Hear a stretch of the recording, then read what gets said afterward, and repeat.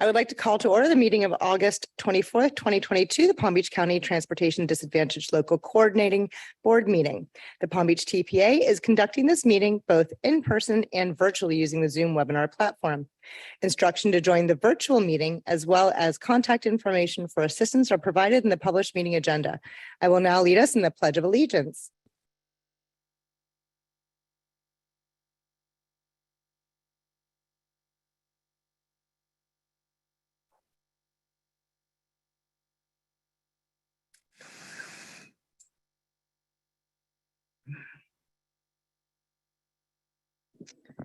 Okay, thank you. All right. If we could call the roll so that we can establish our quorum, please. Yes, Madam Chair. Mallory Sanat. Thank you. Vanessa Palmino. Wen Dang. Here. Alyssa Kramer. Here. Marilisa Amador is absent. Marie Dorismond. Here. Angela Choice is absent. Jody Boisvert. Here. Robin Manuel is absent. Marlene Ramon. Thank you. Laura Schultz. Here. Elizabeth Clark. Here. Robert Goodman. Here. Thank you. And Mr. Goodman will be joining us virtually in a moment. James Bonfiglio. Here. Michael Corbett. Here. Takesha Saffold. Present. Thank you. I heard you and you'll be joining us virtually in a moment. Sorry. And Chelsea Reed. Sorry. If we could, thank you. If we could all silence our phones, that'd be lovely. Are there any oh yes, here, of course. Thank you. Are there any modifications to the agenda today? Yes, Madam Chair. The following board members have requested permission to participate remotely. That's Robert Goodman due to being in New York for the summer, and he has joined us. Nancy Yarnell due to caretaking needs at home, and I have not seen Nancy join us at this time. Takesha Saffold due to... Oh, Mr. Goodman, we do have you as joining us. Yeah, I'm sorry. Nancy Yarnell due to caretaking needs at home, but she has not joined us and I will notify you if she does. All right. Takesha Saffold due to a work conflict. Okay, lovely. Thank you so much. To my board, do we have any objection to allowing these members to participate remotely? No? All right, great. Thank you. Seeing none, these members are approved to participate remotely. Amanda, if you could note their absence in the minutes, that'd be great. Thank you. And if everyone could indulge me to congratulate Greg on his new baby. So we're glad to have you back. And I also want to welcome Michael Corbett from Career Source. Thank you for coming onto this board. We really appreciate having you here. All right, so we are going to move on to the minutes. So are there any changes to the minutes? If not, I'll take a motion to adopt the minutes as presented. I move to adopt the minutes as presented. Second. Great. All right. So all in favor, say aye. Aye. Aye. All right. We have no nays. It passes. Thank you. Next, we're moving on to the general public comments. Instructions on how to provide public comments are included in the agenda. Staff, are there any general comments that have been received? Not at this time, Madam Chair. Okay, excellent. Thanks, Amanda. All right. Now we're moving on to comments from the chair and members. I guess I already did a couple of those. Thank you for indulging me. At this time, I do want to invite any board member comments on items that are not already on the agenda. For the board members participating remotely, please utilize your raised hand feature in the Zoom platform. And then remember to unmute your microphone once you are recognized. Madam Chair, I will note that Nancy Yarnell has joined us. Okay, lovely. Thank you. Welcome, Nancy. All right. So as a reminder, all appointees are encouraged to have an alternate appointment to the LCB. So please ensure that we have your alternates in case you're not able to participate. The TPA does appreciate your service and the service of your alternates. And you can find a list of everybody's name on the TPA website if you're curious to see if you do or do not have an alternate, or if you don't know the answer for that there. All right, so we are going to move on to our liaison report. And Greg, I hope I didn't steal your thunder about the baby announcement. No, you did not. Thank you, Madam Chair. Yeah, so board members, I have a new baby girl that's 3 weeks old, so it's been awesome. Yes. So again, I want to welcome Mr. Corbett to be part of this board. We appreciate you for joining and giving us your time. Welcome on board. So CTD business meeting, there will be a business meeting on August 29 in Orlando, as well as a workshop from the 30th to the 31st. I believe Madam Chair, you'll be joining us in Orlando and as well as Lou. Yeah, so that's a required portion of what we do as to operate transit here. So we'll be in Orlando during the end of August. Tri-rail mobile passes. So mobile passes are now available on the Tri-rail app. User can purchase one-way, weekend, holiday, monthly, or regional monthly passes, and the link is provided for you. Mobility Week, FDOT is conducting a statewide celebration to promote awareness of safety, multimodal transportation choices during Mobility Week. That's from October 21st to the 28th. And for more information, there's a link provided for that as well. The next TPA Governing Board meeting is on September 15 at 9 a.m., both in person and virtual. So as the request from the board, from the chair last meeting, we are now doing encourage members to do a presentation so we can actually know, get to know each other what we do. So if you want to present about your agency and to better collaborate here, so in the decision-making process, we invite you to come in and make a 5-minute presentation before the board here so we get to know what you guys do. And that's all I have, Madam Chair. Thank you. There we go. Thank you so much. I appreciate it. So for item number 6, the member presentations, that was a request I had at our last meeting that if you're on this board, if you will kindly speak about what you're here to represent, we would appreciate it. And if not, then I will voluntold you that you will be doing it. So hopefully our next meeting will have 2 more folks that will be able to present. And when you're ready, just connect with Greg so that he knows who's next, please. Are there any comments or questions on the liaison report? None? All right, great. Moving along to action items. So next, we're going to go into a motion to approve our fiscal year 2023 for the Transportation Disadvantaged Service Plan, which is the TDSP, which is our major update. And I would like to invite our TPA staff to please present this item.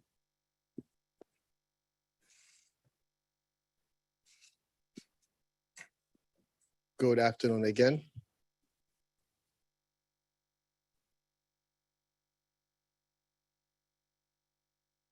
So this afternoon, I'll be presenting a TDSP before you, and this is a document that we put together. So what is the TDSP? The TDSP serves as a comprehensive operational guidebook outlining the services and serve parameters that govern public transportation for the city, for the TD service in Palm Beach County. So this is mandated by the commission, which require a service plan for each area recognized as the CTD. And we do these updates annually and a major update every 5 years. And so this is the year that we are doing a major update to the document. And we have some terms here, if you are not familiar. The TPA is a DOPA with a planning agency. And then as well as you can see the commission, which is a CTD. So we always use acronyms. So we put these together for you guys to know, because when I say CTD, you know what I'm referring to. And the document that published online, it's really divided into 4 major sections. You have the development plan section, the service plan, and quality assurance, and there's an appendix C section in there. My presentation today would not really dive in every details because that will take the entire day, but really will focus on major highlights of what we have update from the documents for you. And for example, and the goal objective, Palm Trend did a pretty good job. They have about 17 different objectives that they're trying to achieve with 37 different strategies and targets that they set to actually help the transportation system. And quality assurance, I want to highlight this one for you. This year we didn't do a evaluation because we went to the designation process. But the evaluation is the time that if you want, I know Lou would be more happy to invite us out to see how the service is operate, and then we get to give feedback into improvement in what we see. So when we are in the room here, we get to make better decision for the paratransit system. So some of the updates with data, this year we had a census in 2020. So we capitalized on that to actually update most of the census data and the document. So we went in and really update our density. There's a density map in there where you can see the zoning and where our densities are. And we have all the household income, education attainment, labor, vehicle availability, that's household with number of vehicles in them. And then we also did population TD forecast, which is covered from 2019 to 2029, how most of the population and the TD is growing, so we can know how to serve them. And we do have an additional resource if you want to see our community profile map that has some of this census information as well. You can visit our website, which is Palm Beach TPA/profiles, and then you get to see by jurisdiction some of the same similar US Census data. When it comes to maps, we did update all the maps in the document. That's from land use system map, and the system map is covering within a specific walking distance and our senior population. So we map all this information so we get better decision-making process in the document.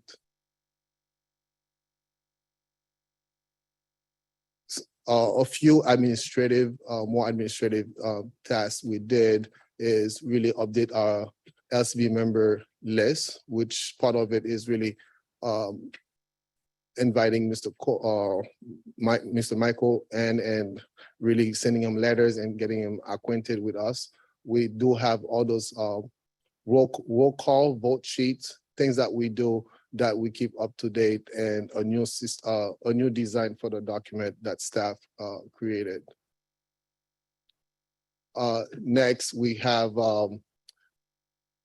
few changes from so this document is a collaboration between the TPA and Palm Trend. So we add any information from Palm Trend in our document because they are the service provider. We just is a planning agency for them.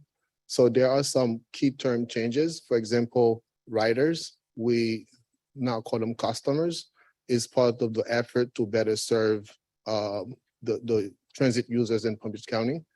And the new information section that says certification process, I believe every 3 years that there is a recertification if a user is not using their passes, that they have to go onto a new application process to get recertified. And it's part of keeping quality control within the service that Palm Trend is providing. And also we received the inventory for the update fleet of vehicles that Palm Trend has for Palm Trend connections. And so what's next? So as the commission requires, we have to create this document for our operation.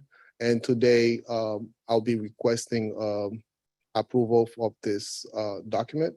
Then we'll be submitting it to the CTD before November 1st. Then following that will be in the annual update for next year. So with that, I will be asking for a motion from you, Madam Chair. Thank you. All right, great. Thank you, Greg. I appreciate that. Are there any public comments on this item? Not at this time, Madam Chair. All right, and do any of my board members here have any comments or questions for staff and your review of this update? Nothing? Okay, great. So I'm seeking a motion now for approval. I can get a motion. I move to approve the fiscal year 2023-2028 Transportation Disadvantage Service Plan major update as set forth in agenda action item number 2A for our meeting of Wednesday, August 24, 2022. That was very thorough. Thank you. Do I have a second? Well, it's our fiscal year, 5-year plan, so important. it Yeah, let's it's do it. important. It Yeah. needs to be done Okay. correctly.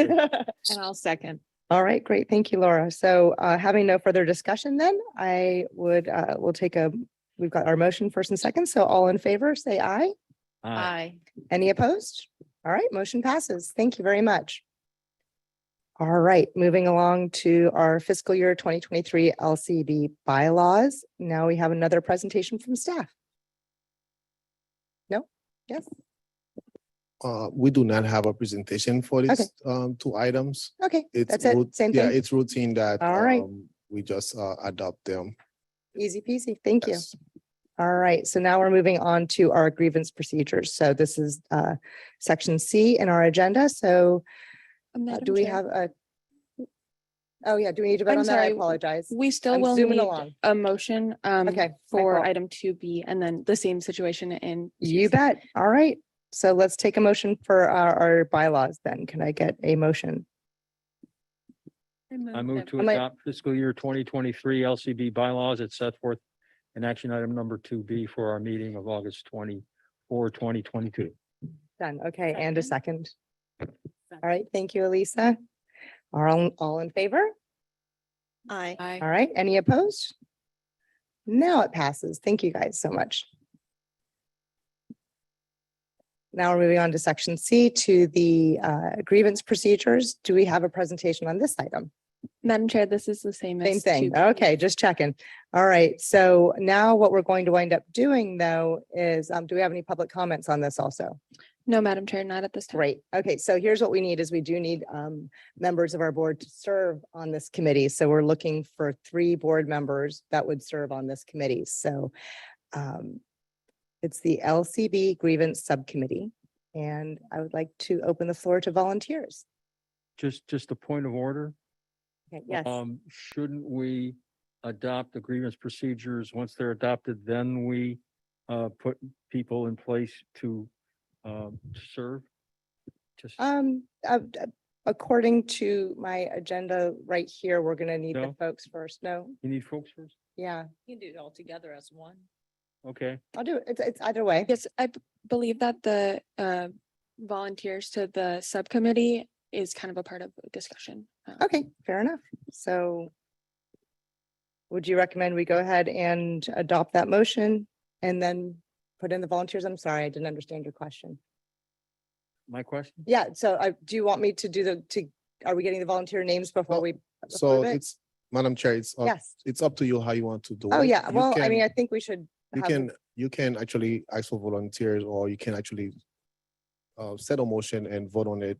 Okay, And then if you want, after the motion, then you can have the 3 members. okay. That gives people a little more time to think about their freedom, but Lou has something better to say, I think. Go ahead. Just for the record, Lou Ferry from Palm Trent. Just so you know, it's not a very big responsibility because I've been here for over 20 years and we have not had any grievances that we really need to use. So it's not going to be an incredible, an incredible work committee. I responsibility. So I thought I'd add volunteer.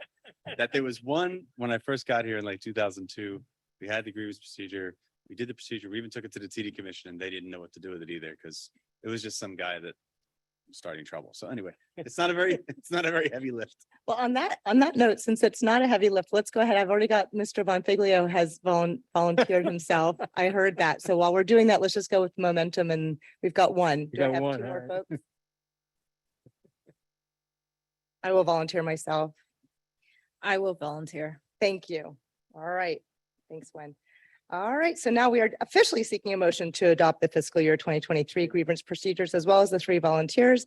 There is no further discussion and I'll take a motion. Do we need a vote on the members? How about this? I Yep. move to adopt fiscal year 2023 grievance procedures and accept the volunteers to serve on that grievance board as set forth in action item 2C in our agenda, August 24, 2022. How's that? That is fabulous. Thank you. Do I get a second? Second. Perfect. All right.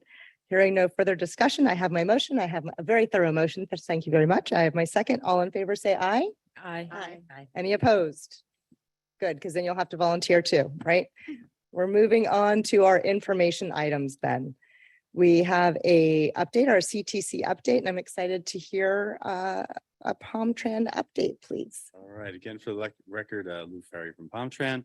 So first of all, thank you all for participating in on this board. This is the part where we get to talk a little bit more and kind of get a little bit more interactive. So just so you guys know,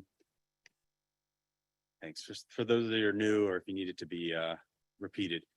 So this is a quarterly meeting. So again, it's not, we don't ask you to do a lot, but when you do here, when you're here, we do ask you to be participants and we can have a nice conversation. I know the chair likes that too. Because in some counties, think about that. In some of, each county has an LCB, or some counties, even up north, there's 3 counties that have one LCB because they're so small.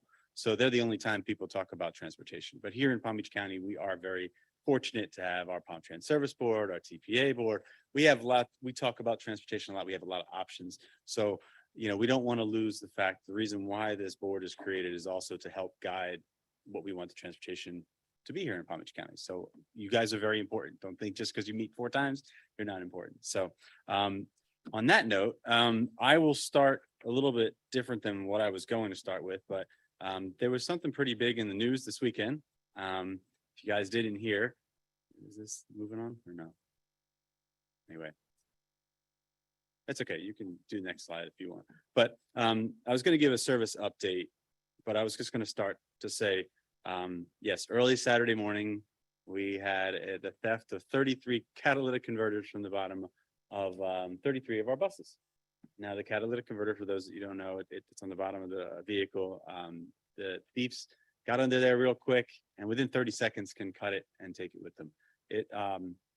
It has some precious metals inside of it. Not only is it hard to get the catalytic converters right now due to supply issues, but also the precious metals of, I think, palladium and some different metals inside. They could also sell those on the black market. So we spent all weekend trying to figure out what to do next. So the good news is service was not affected on Monday. So we had some workarounds that we could do with some of the vehicles. Also, we borrowed we took off of some of the vehicles that we were going to retire and move some of those catalytic converters on.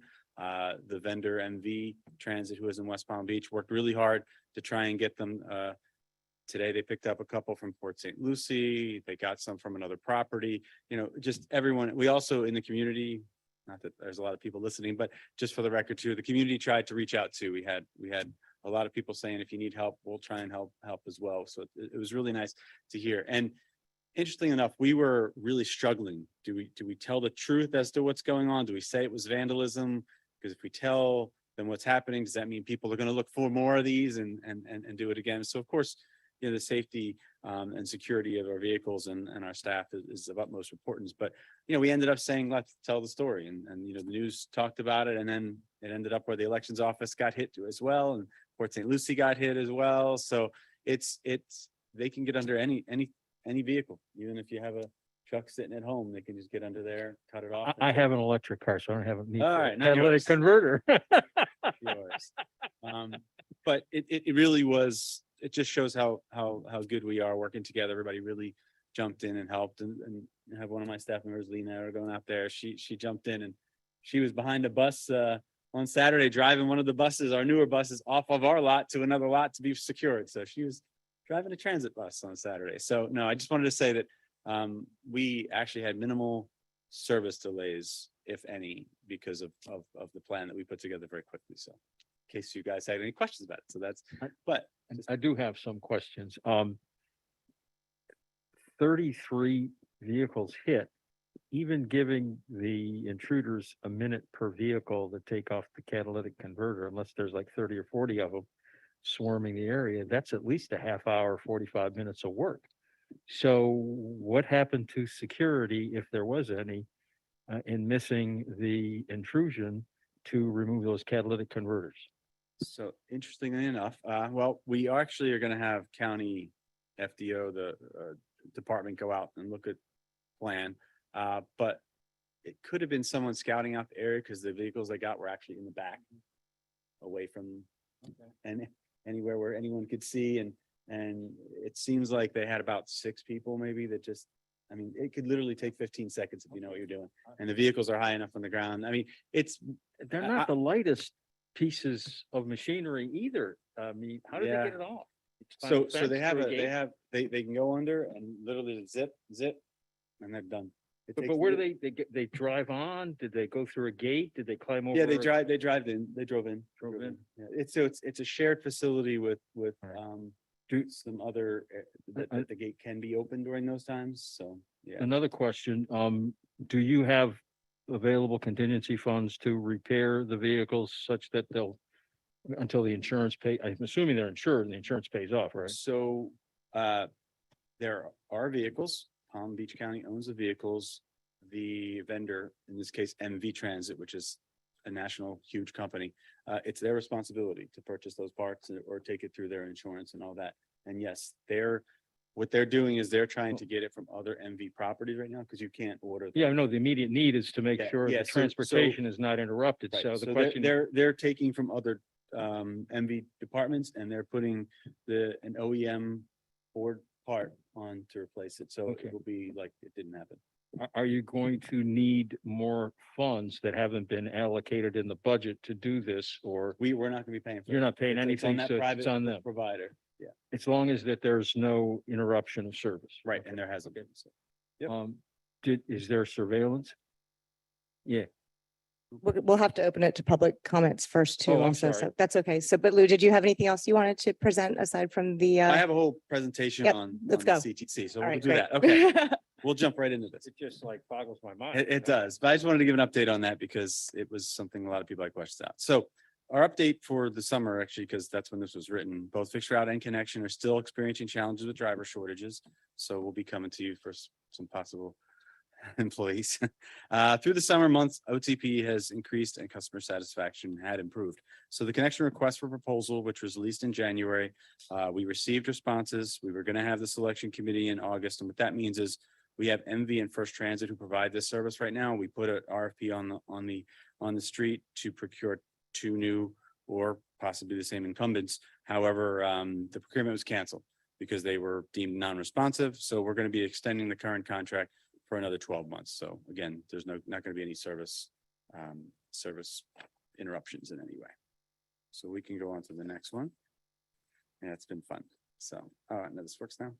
Okay, so this is just a snapshot of our dashboard for 2022. I know it might be a little small, but the good news for June, at least this is when the reporting period that we had was for Fixed Route.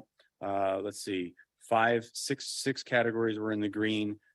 For Connection on the paratransit side, it was the first one where nothing was in the red. What that means is just gives you an idea of what we look at. We're looking at preventable collisions per 100,000 miles, non-preventable collisions, we're on-time performance. We're looking at means distance between failures, customer commendations, any customer concerns, reservations hold time. So it's just a snapshot. We can talk about it later if you guys have any questions, but I just wanted to include that in there so you know what's going on with that. Okay, so this is what the board has always asked for, a snapshot of the TD ridership and the complaint report. So in May, there was 8,625 TD riders with 12 raw complaints and 4 of them being valid. In June, there was 6,551 riders with 5 raw complaints with 1 deemed valid. And in July, 6,315 riders with 6 raw complaints and 3 valid. Those valid complaints were 1 late pickup, 1 improper drop off, 1 other, 1 driver misconduct, 1 speeding, 1 vehicle left unattended, 1 unsafe, and 1 driver use of cell phone.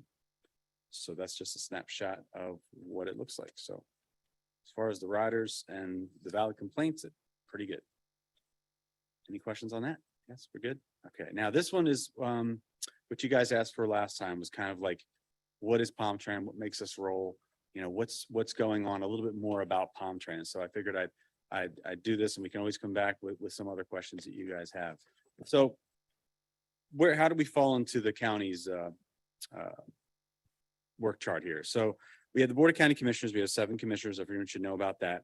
Then we have our boss, which is pretty much the county administrator, Virginia Baker. Okay, do I have a little pointer here? I think whatever. Then Virginia has Ms. Baker has 5 assistant county administrators. Ours is Todd Von Laren. He also has libraries, legislative affairs, public safety, water utilities, amongst other departments in the county. And then under Todd is PalmTran, or PalmTran Inc. And what that means is PalmTran is not a county department because we are PalmTran Inc. We're our own incorporation. However, we're under the county auspice, if that makes any sense. So under that, we have our executive director, Clinton Forbes, and then we have our executive area, administrative services, support services, operations and planning. PalmTran Connection, where I am, or is under operations. So that's kind of the how we work in that sense. We're not going to talk about the budget in this meeting. We could come back and do it, but Mr. Forbes wanted to be there for it, and he could make it to this meeting. But just so you understand, as far as county ad valorem funding support, the sheriff's office is number 1, fire rescue is number 2, and PalmTran is actually number 3. So that's how much the county funds the transportation system here in Palm Beach County. So just so everyone should know this already, but just so you guys understand who we serve, you know, that's our county. It's large. I'm not going to go into this because you guys pretty much know, but this leads into my next one, where the county is very unique. Okay, we are the largest county east of the Mississippi, very dense bus network along the coast, very limited bus service as when you start going west, right? So ADA is service beyond 3/4 of a mile from a route. So really ADA is 3/4 of a mile of a route. So that means if there's a route running down Olive right now, 3/4 of a mile from that route, those can be ADA eligible. Okay. Well, here in Palm Beach County, we've gone even further than that. So when you look on the map and you see the light pink is 3/4 of a mile of a bus route. So here in Palm Beach County, because we are the best of everything and we go above and beyond and everything, we've actually had a core area where we've extended it to the turnpike all the way to the coast, and then county boundaries north and south. So all that darker purple, we'll say, or pink are people that normally would not get served, but are served here in Palm Beach County because they're ADA. Okay. Now TD is the whole county. So the whole county that we have is transportation disadvantage eligible in some way. And then of course we have out west. So out west is also ADA, and it also has TD folks and the Go Glades service. So it's massive how big our county is. All right. And another little snapshot of who we serve. So we have 150 plus fixed route buses. We have over 300 paratransit vehicles. We have over 639 PalmTran employees with 430 contracted paratransit operators. So if you think of it that way too as well. 7.6 million trips per year post-COVID and 9.1 million pre-COVID. That's for the fixed route. On the paratransit side, we had up to 5,000 trips per day pre-COVID and about 2,700. We're getting close to 3,000 now post-COVID. On the fixed route side, 8.5 million miles per year pre-COVID, 8.1 million post. Now, listen to this one for the paratransit side, for the little buses. Well, we do about pre-COVID, we did 12 million miles per year. That's 1 million miles per month traversing through the county. Now we do about 9 million, but it is growing. We also have the Go Glades service, which is the mobility on demand out in the Glades service, which has over 300 daily trips. We had, I think, over 800 trips last month, which is great. So we transport more people. PalmTran transports more people annually than Brightline, PBIA, Tri-Rail, Delray Trolley, and West Palm Beach Trolley combined, to put it in perspective. So, and let's see. So the next thing was just a picture. There's not a lot of people that have been here for a while, but these are a lot of our old riders, new riders. But I just wanted to say, for all of us staff at PalmTran, we really say that it is satisfying knowing for a brief moment or a brief point in time, each day we make a difference for our customers. So that's my quick presentation. So hopefully, if you have any questions, you can answer. That was great. It's my favorite. We can do it again and again. All right. So thank you so much, Lou. Do we have any public comments on this item? Not at this time, Madam Chair. All right, so now I will entertain some comments or questions from our board. Container unmute. Currently mute video container. All right, do we have a virtual attendee with a question or? I do. It's Robert Goodman. Hey, Mr. Um, Goodman. Lou, what are you doing to help get more drivers in terms of, the shortage? How are you addressing the shortage? Okay, so on the paratransit side, both MV and First Transit, they both are heavily recruiting. We raised the rate back in April to $15.50 per hour. It's going to go up with this new extension as well. But they're also offering bonuses. First Transit is offering a $3,000 bonus. MV is offering, I think, a $900 bonus, and then another bonus after, I think, 3 months of work. Their First Transit got a little creative. They actually have advertisements on gas pumps within Delray and Boynton, some areas. MV is out there paying more money to try and be the first you could see if you're searching on some of the websites there. So actually, the recruitment is going much better right now than it had before the summer. So we're hoping to get to the post-COVID numbers that we need to keep service alive. As far as the pre-COVID numbers, we still have to hire close to, I think, 120, 140 drivers. And on the fixed route side, we're still down about 35. We actually have a new person over HR who is going to work with Career Source for fares and get some videos out there. And I think what I heard yesterday was we're going to even try and take the back of the bus and advertise, let's be part of the bus operators. But it's a little bit more difficult on the fixed route side that they have to have a CDL. On the paratransit side, they do not need the CDL. My other question is, how are you defining post-COVID? I mean, COVID is still here. It's not gone away anywhere. Pre-COVID's easy. It's before COVID came. Obviously, Post-COVID yes. means once COVID started, this is the numbers after that. Okay. When I get back in October, I want to make sure there are buses around for me to take. Yes. Anything else, Mr. Goodman? No, thank you very much. All right, so I have Mr. Bonfiglio with his card up. Anyone else? No? All right, Mr. Bonfiglio. I'll let somebody else go because I take. No, go. You're good. Okay. You're good. Who's responsible for this? I'm going back to my Robert because I've got a bug up on that. Who's responsible for the storage and the buses and the security around the storage area for the buses? The providers that. The providers? Yes. So that's not us. Not us. Okay. I'm sure there's a contractual relationship that describes the kind of security that they need to have on. It's not as detailed as we would like. So this isn't so we're still in the same contract that we have from 8 years ago. So we had that new procurement that I was talking about. And yes. So are we going to renegotiate that? So right now everything has changed, obviously, but hindsight is always 2020. Okay. You never think these are going to happen until it happens. But yes, everything is Okay. moving forward. It's going to be much different.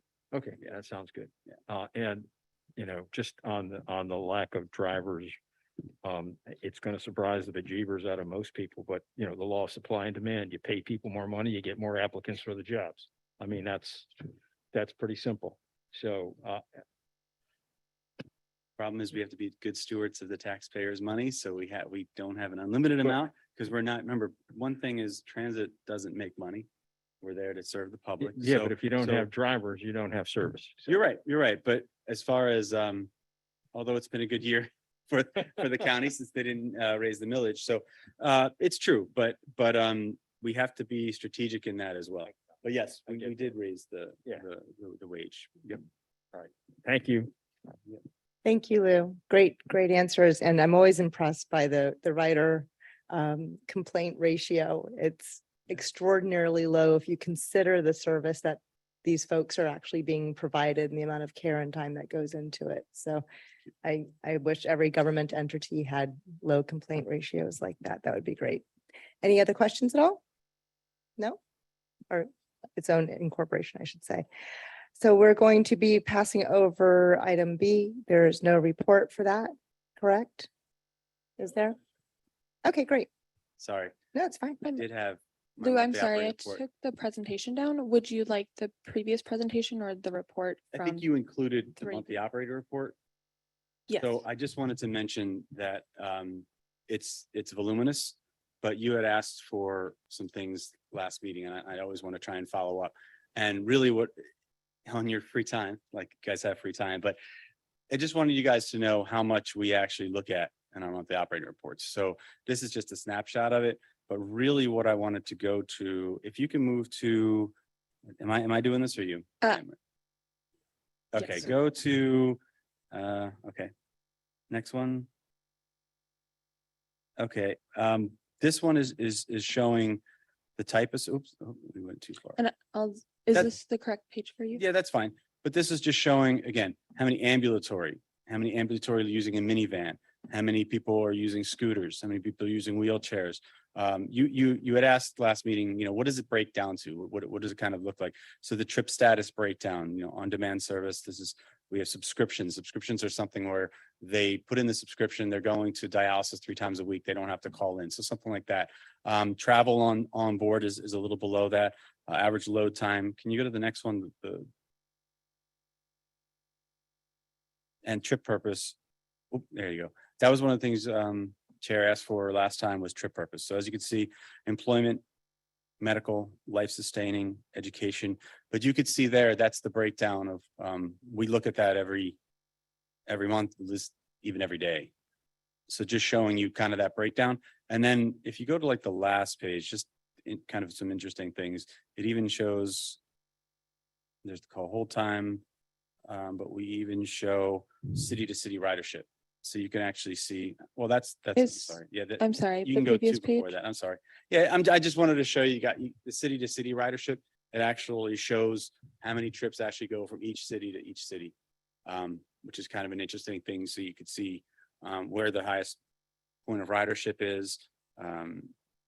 And you'll see there that, there's a lot of people going from, even Belle Glade all the way to Boynton Beach is 100, Boca to Belle Glade. That's a long trip, but there's people doing it. So we have, I think our longest trip is from Pahokee all the way to Boca, and it's 63 miles one way for employment. So I didn't want to take a lot of time, but I wanted to include it in the packet so you could see that, just following up. Thank you for being so thorough, and that really brings it home even further. So before we go on to our board member comments for this item, do we have any? public No, comment? Madam Chair. All right, great. I think I see a card over here. Do you want to go ahead? Yes. So what's the difference between life sustaining and medical? So life sustaining, we consider dialysis, cancer treatment, things like that. Medical is just, I'm going to see my doctor. Any other questions from our board? Mr. Bonfiglio. I do. Do you keep track of the purpose for all of these trips someplace?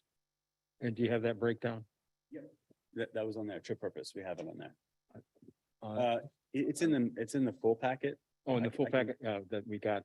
Yeah, Okay, it's in there. Yeah, and if you have questions, you can I'll go through that. always Thank let me know. Yep. The ridership for purpose right there. you. Oh, I see. Mhm. Thank you also for the geography page. That really shows all the pink in reality. So, all right, any other questions on that item, guys? No? All right, so thank you so much, Lou. Really, really thorough. We're going to move on to our member presentations. Today we have Laura from the School District of Palm Beach County and then Mallory after that. So we'll give you a few minutes to tell us a little bit about what you do so we have an understanding for our board. Thank you. And you guys have yep. So I made you a very brief presentation. I am Laura Schultz. I work for the School District of Palm Beach County. I am within that the manager for curriculum instruction and assessment for the Department of Exceptional Student Education, ESE. So working to support our students with disabilities.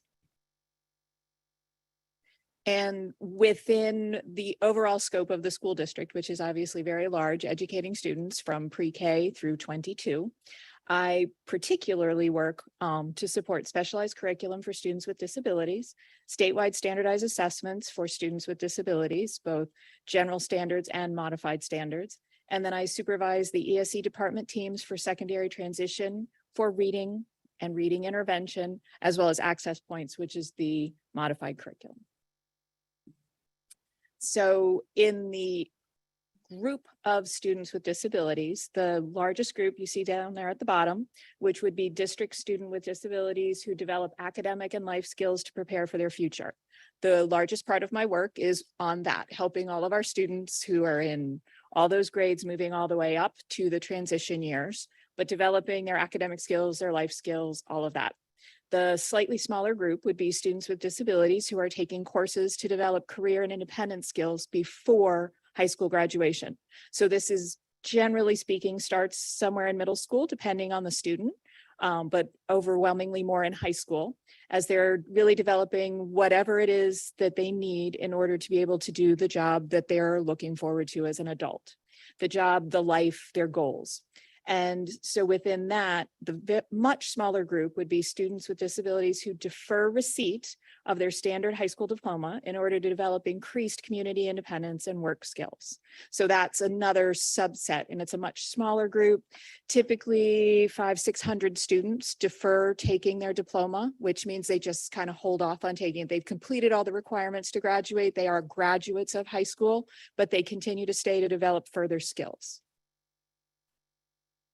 So just to give you some idea of what this looks like, this is actually not our students because of confidentiality rules. I did not use any actual students. These are generic human beings, but we support our students in all sorts of jobs out in the community. So we have a lot of students who spend parts of their day both while they're in high school and after they've left high school, working, for example, at stores, in retail. They work in commercial kitchens. We have an awful lot of students who are working on getting their Safe Serve or Serve Safe. I always reverse that name, but it's the certification that allows you to work in kitchens, in commercial kitchens. And then while some of our students, most of our high schools have what's called a school-based enterprise. School-based enterprise is a business developed at the school where the students are designing and running their own business in order to learn how to be entrepreneurs. So that the Roar store is from one of our high schools. And we have at the district building, usually twice a year. During COVID, it got a little held back, but in the winter and in December and then about in May, we have a school-based enterprise fair where all of our high schools are invited to bring their school-based enterprise and come and sell stuff to the people at the district building. It's a wonderful event. It's really good for the people who work in the district building to get a chance to actually talk to students again. It's a great chance for students to sell their items. And these were particular cosmetic masks that we got. And I will also add, all of my lanyards always come from that. We have one of our schools, Palm Beach Central, makes amazing lanyards, and I get different ones every year. And then travel trainer. Travel trainer training is something that we do in coordination with you guys. This is our wonderful, you see her back right there, Roseanne, who we love. She works with us. We do this on an annual basis. They just have completed another round of it this year. We train school staff, so teachers, paraprofessionals who work with them, job trainers who work in our schools, to learn how to help students learn how to ride public transportation. Because the absolute truth for our students is that if we can teach them how to do a job, and we can teach them how to read, and we can teach them this and teach them that. And if they can't get anywhere, it doesn't matter. So we really, really work very hard to get students to be independent and able to get somewhere, not riding in the back of their mom's car. So that's one of our biggest goals. A number of students in the district will very likely not grow up to be independent drivers. If they're going to be drivers, that's wonderful. But if they're not, they need to have an option. And so that's a big part of what we do. So we really value that contribution. And through that, that's how I ended up getting onto this board. So we really love our travel trainer training. And I think we've trained now several hundred people over the years. And our travel trainers get to ride with students while they're training them on fixed route buses, because our goal is to get them on fixed route, not on connection. So. And then that's the ESE department logo. So that's me. Okay, gosh. Laura, that was perfect. That was exactly what I was hoping we would get to find out. So we learned about what you're doing and what it means to this board and why you're here. So think you need to write like a little checkoff list for everybody as we go forward presenting these. Thank you so much. Absolutely. All right. We have Mallory Sennett from the, Question for Laura? Oh, actually, we're gonna, if we could do both Oh, both? Okay. presentations, that would be great because that allows us to do public comment as well. And we do have 3 total member presentations. Okay, great. 3 minutes. That's wonderful. Okay, great. So if we could do all 3, that would be lovely. Just in case there is public comment. All right, Mallory. And give me just one moment to pull up your presentation. All right, so Mallory is with the Agency for Persons with Disabilities. Your mic is off. The last time my supervisor was the one who did the presentation. I'm Milori Sena. I'm the community liaison for the Agency for Persons with Disabilities, and I'm the supported employment liaison for the agency as well. That's why I'm serving on that board, because individuals, they work at Publix and Marshalls and they need transportation. And some of them use the fixed routes, some of them use Farm Train Connect. So I'm here to get information to share with the families and our individuals. Our agency, we are a state agency that our services are free to our families. And my presentation will be about the application referral. You have to have an application, send an application to our office in order for us to determine if you're eligible to be a client or an individual to receive services from us. And we have different ways of you receiving the application. We work with school board. You can have your you can come to our office to get an application. You can go on our website, apdcares.org, to download our application for services. Or if you have a family members or a doctor who can provide that application for you, we'll be happy to receive it from any individual that want to help you with the application, as long as there is a consent form that you give them permission for us to share your information with them, for you to receive the application and for us to process it. You can bring it in person, you can call in to request one, we still have a fax machine in the office, a couple of them, unfortunately. I don't know why. Or you can receive it to the code system as well, because we do have individuals that are going to the code system to become our client instead of ending up in jail, but getting services to us. As I said, in the application package, when we email it to you, we make sure that you have the Bill of Rights and you have your guide to hearing, because sometimes we deny people. We have to let them know that they can appeal a decision if they're not happy with that. And we send them a brochure about the services that we offer, and as well as information about their privacy with the agency. And our application, you can receive it in English, Spanish, or Haitian Creole, because we have a lot of individuals between here and all the way to Miami that speak more than one language. And our agency, we have 6 different regions. I am in the Southeast region, where we cover for Broward County all the way to the 4 counties in the Treasure Coast. So I serve on 6 TD LCB board. Yes, Okeechobee is coming up, so I have to be there as well.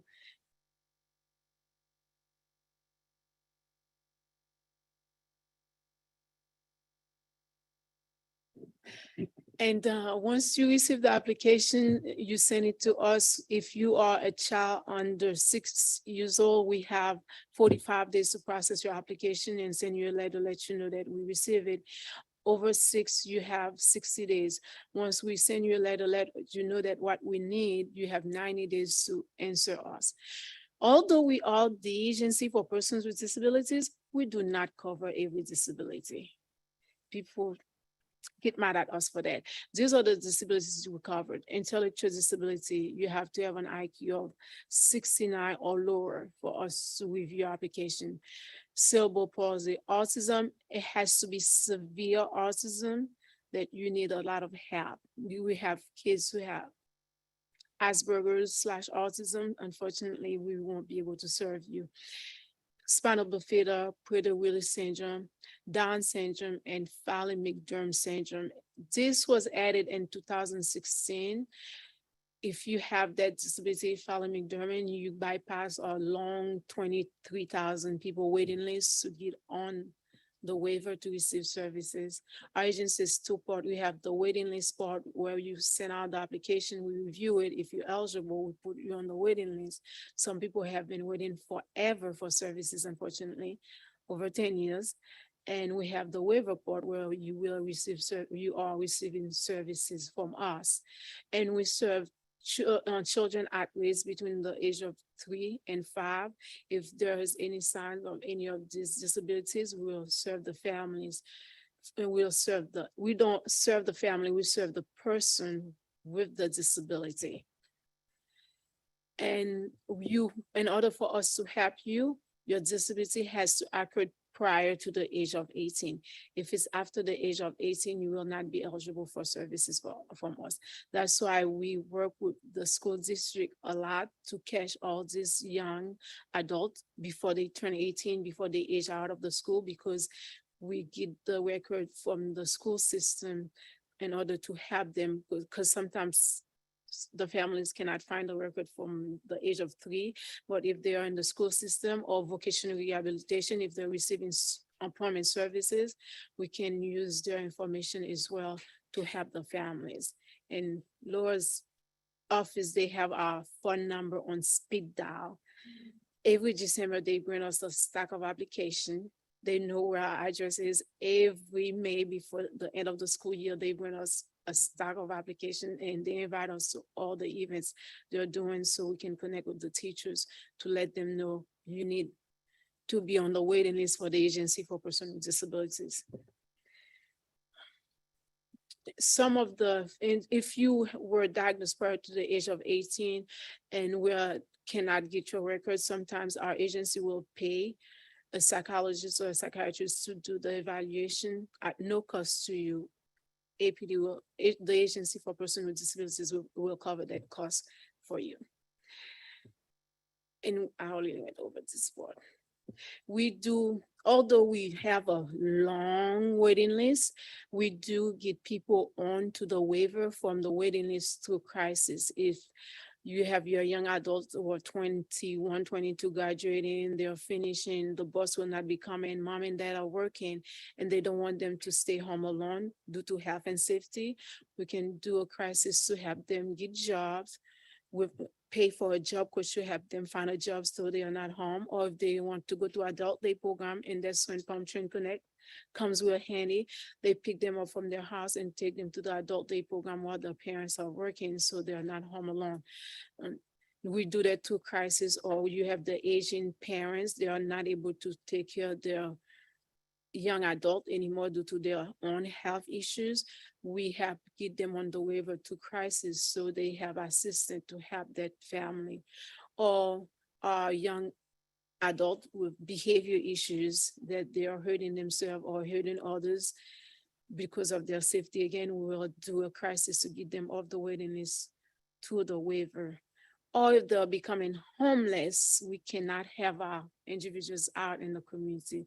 We'll do a crisis again to get them on the waiver. And the services that we offer residential services. We do not place your adult or your young kid to a group home.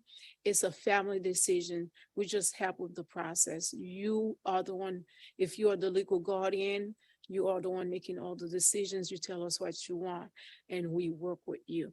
If you are under 21, certain services, we offer behavior services, speech therapy, occupational therapy.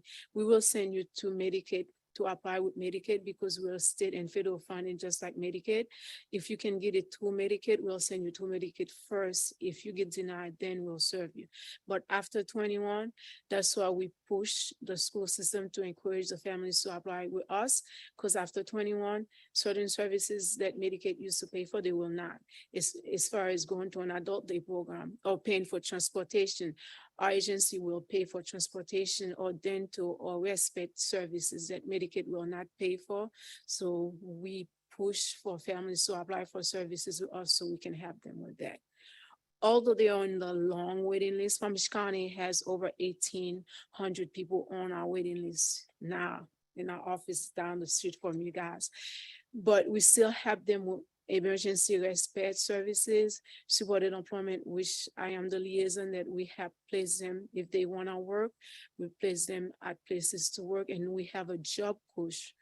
We don't just send them out there to work. We have a job coach who help them with training, orientation, and follow along if they need that to go there to make sure that their rights are not being violated and they understand what they're supposed to do. So the employees will not feel like, I don't want to hire you because you're a burden. So we have a job coach there to help with that.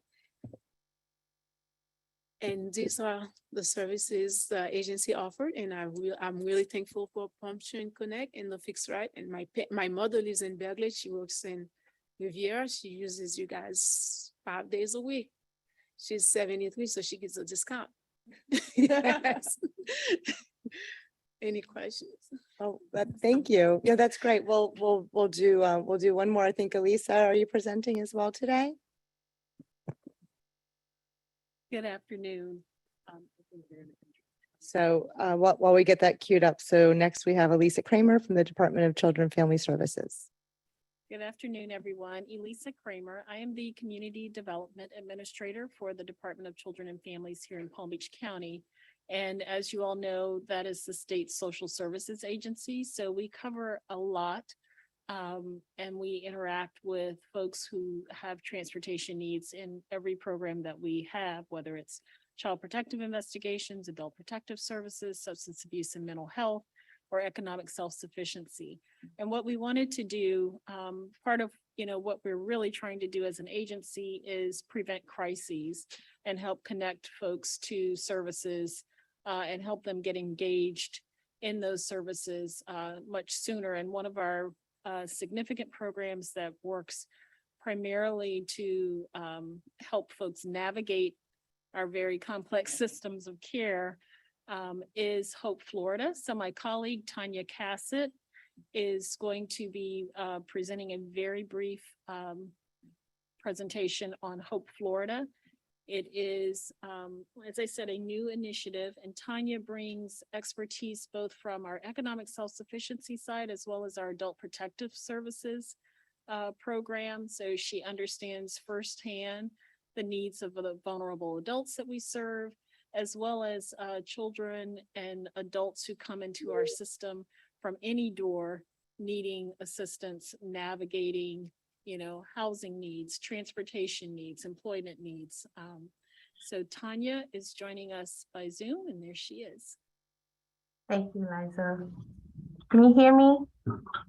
Yes, we can. Okay, thank Yes, you. ma'am. And feel free to tell me when you'd like me to click to the next slide for you. Sure, you can feel free to click to the next slide. So my name is Tanya Cassett. I'm the program administrator for the Southeast region. So we cover Broward County, Palm Beach County, and the Treasure Coast area.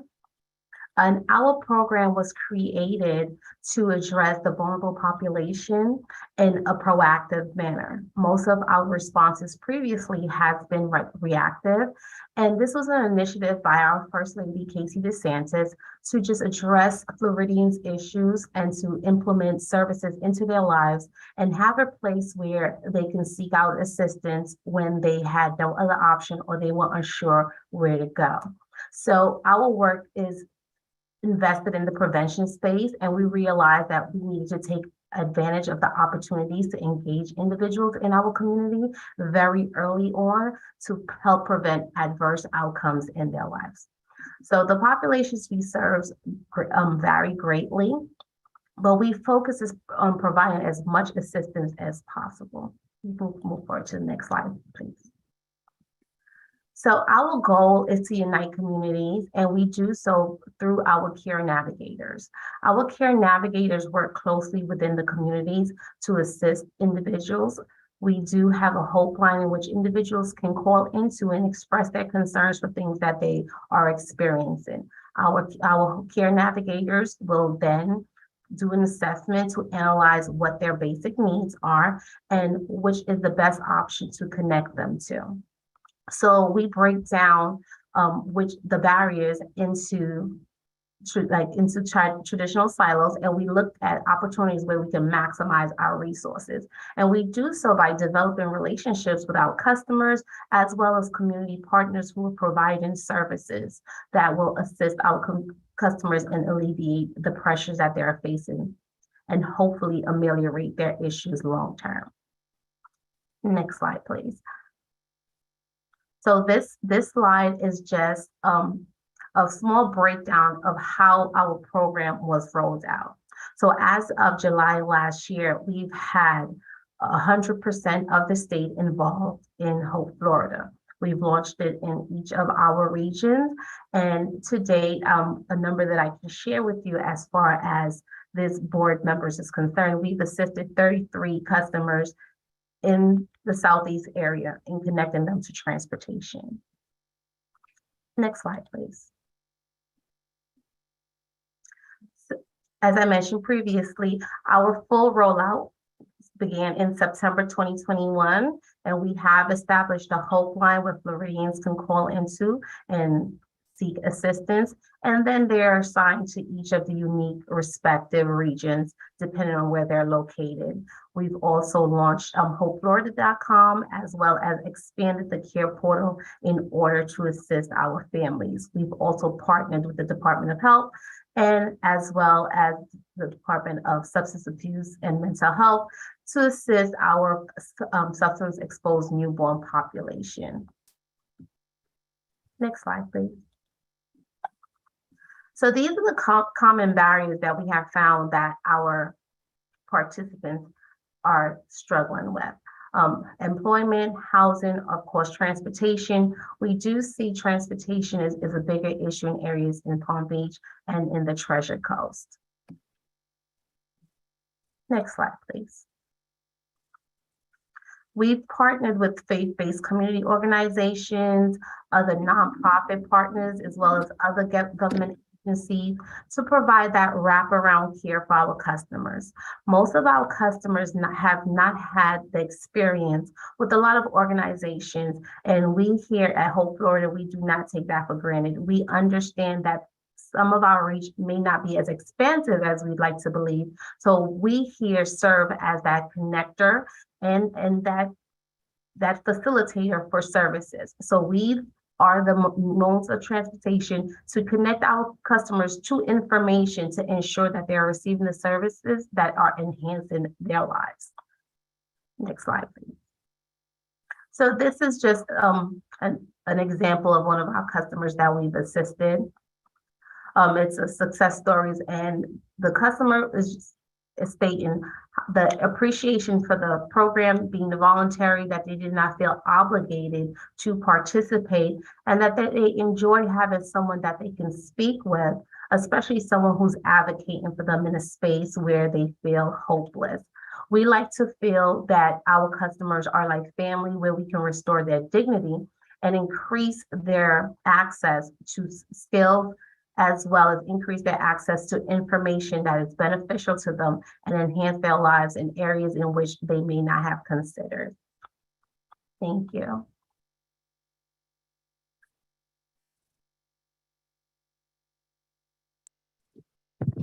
Thank you, Tanya. Lisa, do you I have have a anything else you want question. to add? Lisa, do you have anything else you'd like to add to that? No, we're just available to answer questions. We also provide DCF explained workshops, which are longer workshops specifically to talk about each individual program. We can tailor that to the audience, to the agency, to parents and caregivers. And we appreciate the opportunity to share information about Hope Florida. Thank you so much. I appreciate, now we all know who we're sitting next to a little bit more. It's great. So before we go forward, are there any public comments? Not at this time, Madam All Chair. right. So if you're on the board and you have a question, if you could put your tent card up, and then I'll know if you have anything you want to ask anyone in particular. All right, Mr. Bonfiglio, you're up. Yes, Laura, you were talking about the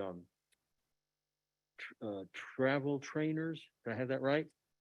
And I assume at some point in time they graduate and go out and, you know, they get older and integrate with society. Do you follow up and find out how successful your travel trainer program is?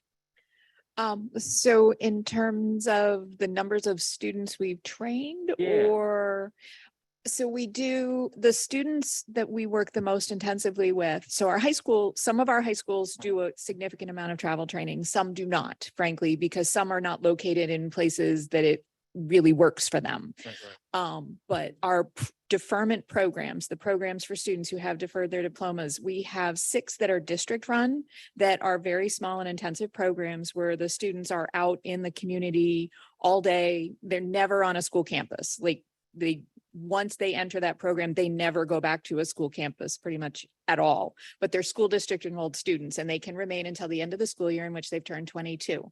And so they work with a teacher, a job trainer, and they're out, they find jobs, they're riding on Palm Tran every single day. The students who just started in this program, I believe we're day 10.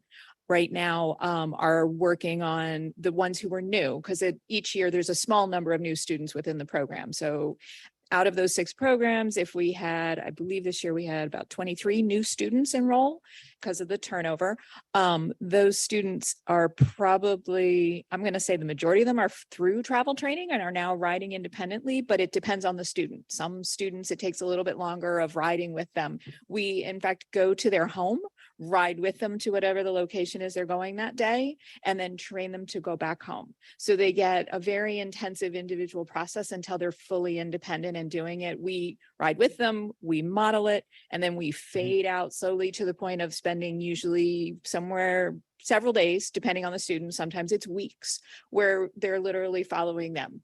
And in fact, this has led to rules about, you have to wear your badge because sometimes somebody's called the police because this random person is following around this young adult on buses. So it's a whole process. Yeah. And well-meaning people want to make sure that, this is not some young person being stalked by a random person. So there's a lot of rules that go into play to try and make sure that students are safe to the point of independence. But the students in that program, maybe I'm being a little optimistic, I would say for sure by September, they will be independent and riding buses for the rest of their. At least anecdotally, do you get stories about the success of the program after they graduate from? Oh, yeah, we follow the majority. Well, So the teachers who've been doing it have been doing it, most of them for years and Right. years and years, and they follow specific students. They get calls back over time. Kids come back and they visit with us about, and then longevity of their employment and how long they remain in certain jobs. That a lot of them will start off in one position and maybe gain some experience and then go work somewhere else. And then finally our goal is to have them settled into something that they really like by the time they leave us. A lot of the students by the time they leave have their own apartment. They're really moving on and becoming just completely independent adults. That's great. I like those success stories. Yeah. Okay, I have thank a you. question. If you're not, are you finished? Oh, I've got one more for Millery. Millery, which? Bilori. Millery, okay. On your eligibility slide, I didn't see Fragile X. Is that excluded or is that considered part of the autistic scale? No, it's not. Fragile X is not covered. No, it's not. Okay, and do you know why not? We go by the Florida statute 393. These are what. Excluded it from the statute, so you don't. Yes. Okay. Actually, autism and Down syndrome weren't included until 2014. That's why I said, although our name is the Agency for Persons with Disabilities, we do not cover in I mean, every. Fragile X area. can be just as bad as autism, in a lot of circumstances. So the statute doesn't cover it. Okay. You mentioned that there's 1,800 people on your wait list Just for Palm Beach County. for Palm Beach County. I Yes. assume the reason for that lengthy wait list is funding. Yes, we are at the mercy of the legislators to fund. Yeah, for the Because legislation, they don't Florida like is not giving a money to you. tax state, so we serve over 50,000 people in the state, but whatever, our budget comes from the legislators, whatever they give us, that's what we go by. I got it. All right, And we thank you. always run over our budget and we always get in trouble with them. Okay, well, is that something that, Palm Beach County could look at to fund, to supplement the funding? Is that something that we could do, or is that prohibited by legislature? We expand your encourage, coverage or to expand, Fragile X, for example, or to reduce your waiting list? as a state employee, I can't do anything about it. That's why we have a group called the Family Care Council. We have 15 of them are on the state families. They are appointed by the governor to serve on that council. Their job is, they take it on themselves to talk to their legislators about funding APD. Or if they think this disability should be covered under APD, they advocate for that to the state legislators, the federal elected officials in county and city. They usually go to their offices to talk to them about the need to fund the agency. They just fought with the Florida Disability Council, DD Council. They just fought with the legislators to help increase the provider rate because the people who are serving our clients, they weren't getting paid enough. So those families, there's their goal, their mission to go and talk to their elected officials to make sure that our agency is being funded. Prior to, Jeb Bush was the one who gave us our own agency. Before that, we were with DCF and the health department and the WIC. So we did not have our own budget. We had to wait for whatever's left over until Jeb Bush came and make us our own agency. Then we have our budget, but our budget is always, and even if you have fund at 1,800, we always have people moving to Palm Beach County from out of state, from out of country. So it's Not the never same ending. 1,800 all the time. Though I will Yeah. find people in the school system that eligible or the career resource or DCF will send it to us. So it's always increasing. That's why we always need the legislators to fund our agency because it's everywhere. It's a Head never up to ending Tallahassee for project. Palm Beach County days, do some lobbying. We'll have to talk to some elected officials about Yes, that. that's the, Okay. thank you. Thank you. Marlene, did you have a question? I do have a question for Laura, and then I also have one for Mallory. So Laura, my question is for those students who actually waiting or they have deferred their high school diploma. Are they still in the school system or are they elsewhere?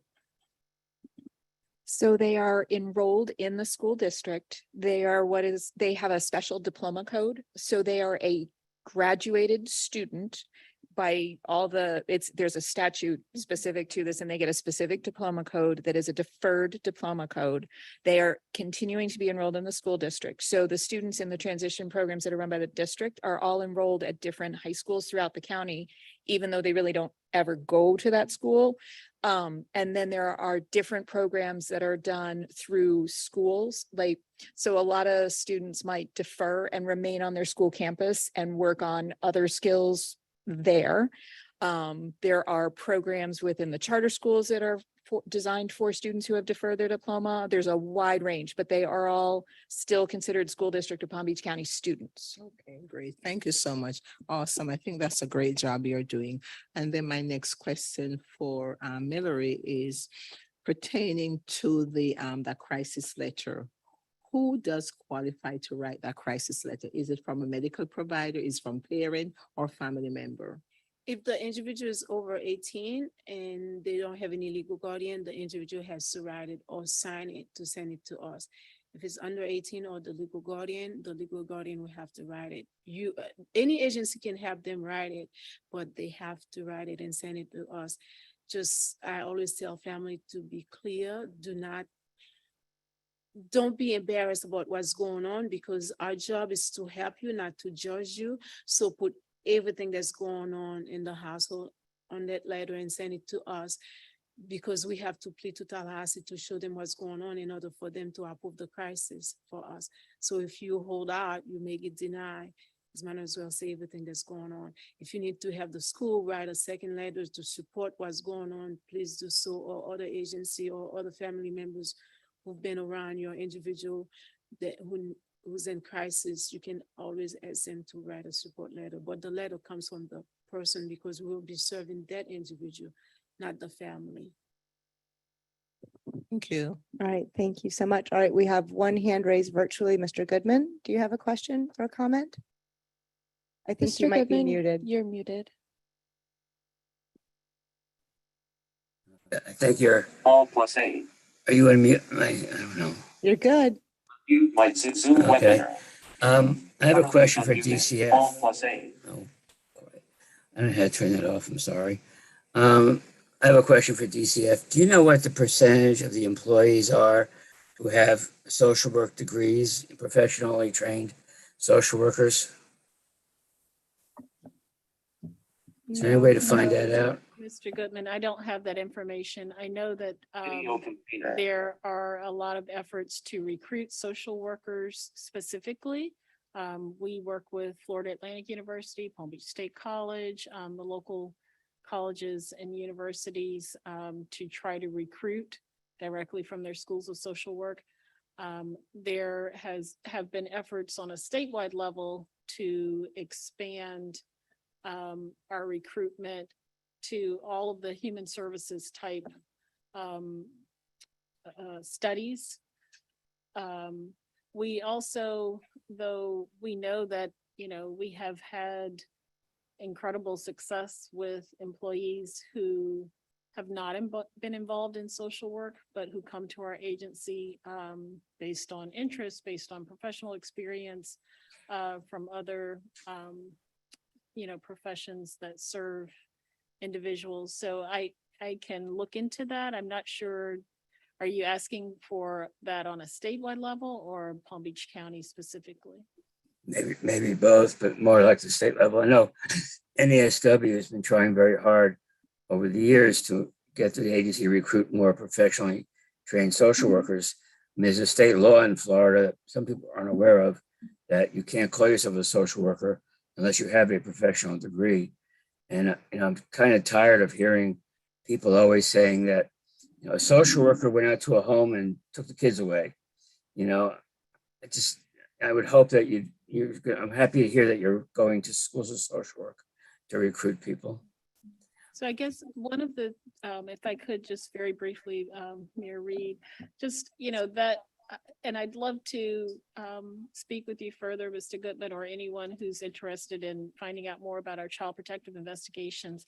I know that's commonly what DCF is known for, but as our operations manager says, there's the lifetime version of what happens when there is a shelter, unfortunately, from an unsafe home. And then there's the reality, and that happens only in the most egregious situations and much less frequently than individuals believe. That happens less than 5% of the cases that we go into, and primarily our investigators are in really helping that family navigate services, helping them connect, identifying what the need is, being that liaison in the community. But I'd love to be able to share a little bit more about that at another time or in another forum, whatever might be appropriate. And we do value our child protective investigators. Their training is extensive. They are called upon to do a job that is traumatic for them, as well as the family that they're serving whenever there is, unfortunately, a removal from an unsafe environment. I've worked with ADP in the past as a social worker. I'm familiar with that part of the agency. Thank you. Thank you, Mr. Goodman. Thank you, Eliza. Great question. We'll bring you back in for that possibly. Do we have any public comments? Anything else? Nothing at all? No, Madam All right. Chair. Thank you so much for indulging us and for everyone staying a little extra, I think, today to hear all that. So who's next? I think Career Source would be excellent. Would you like to? Yep, it would be on November 16th. Okay, so you got voluntold. That's one. And Palm Beach County can present on November Palm Beach 16th. County next. All right, great. I'll And do it then- also in November. Mr. Goodman? Yes, I can do something on one of my businesses in November as well. Okay, great. So our TPA staff, Greg, will be reaching out to you to plan that and arrange for any presentation materials. And thank you so much. And if we could put a pin in the idea of having Elisa from the Department of Children and Family Services do something specific to child protective investigations, that would be great for a future reference after everyone's had the opportunity to share their information. Do we have Adult any? too. Sorry? Adult Protective Services also, please. Yes. ADP as well. Okay. And so moving on, anything else before we move forward? We're good? Oh, wait, I'm sorry, Marion. Are you okay? All right, I thought we said we did have a tent up, but it went down. So do we have any partner agency updates? All right. Can I make one partner agency comment? Yes, with pleasure. I want to invite everybody in the room to the Securing Our Future Economic Mobility Summit happening on September 28th. Registration starts at 7:30 a.m. and the event will run until 4.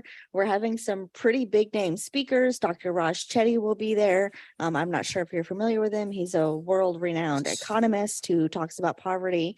We're also going to have a breakout session dedicated specifically to the intersections of transportation and poverty. So I think a lot of you might be interested in that. Palm Tran will be facilitating that conversation, as well as somebody from the TPA, named to be announced at a later date. You can check out our website for a list of speakers, as well as presentation descriptions, www.securingourfuturepbc.org.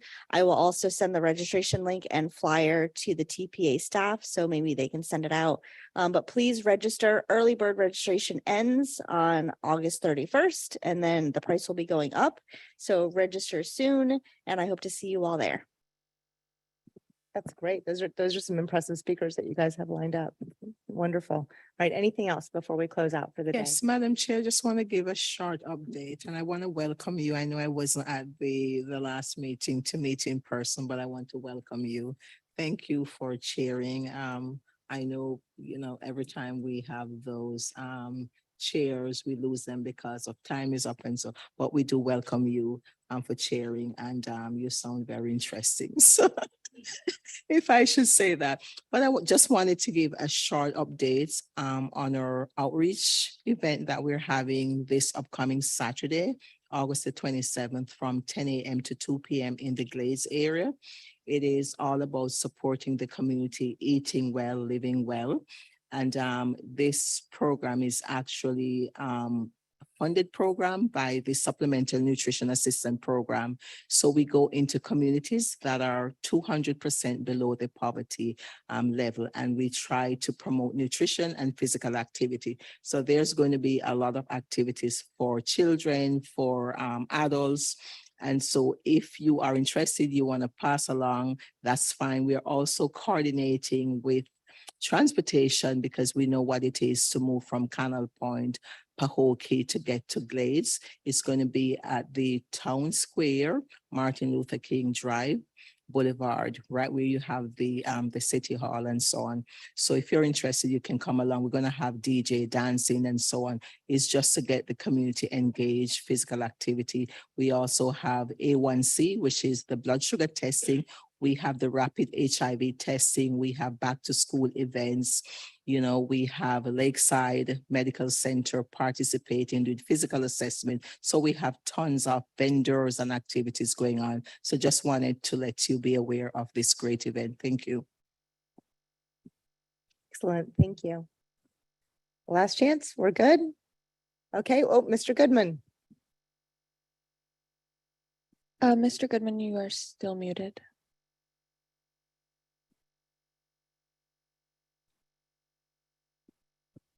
Mr. Goodman, did you have a comment before we close for the day?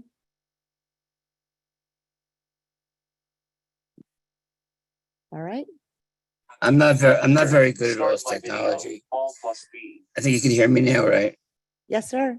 Okay.